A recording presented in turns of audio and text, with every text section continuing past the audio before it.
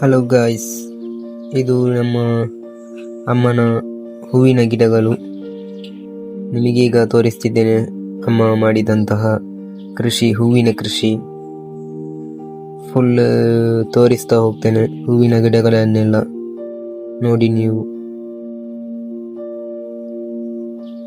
ಇದು ಆಂಥೋರಿಯಂ ಗಿಡ.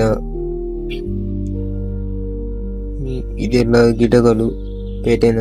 ಇದು ದಾಸವಾಳ ಗಿಡಗಳು ಎಲ್ಲ.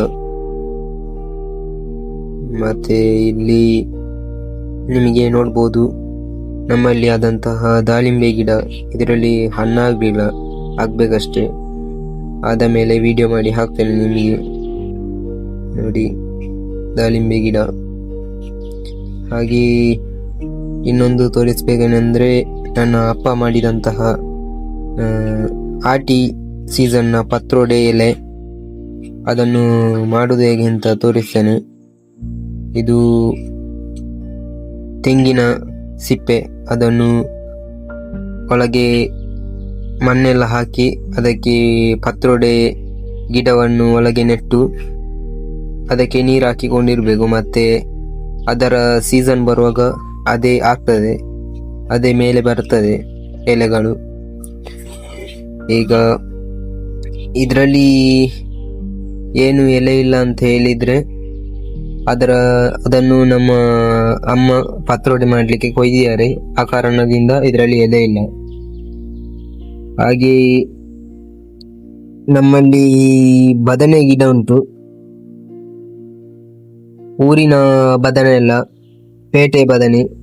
ಅದನ್ನು ಗಿಡ ಆಗಿದೆ ಈಗ. ಅದರಲ್ಲಿ ನೋಡ್ಬೋದು ಬದನೆ ಉಂಟು.